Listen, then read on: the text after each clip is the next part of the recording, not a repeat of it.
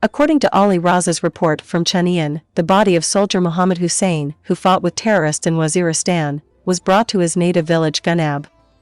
Muhammad Hussein Shahid, who was martyred in the terrorist attack of Waziristan, was a resident of Gunab village in the suburbs of Chanian.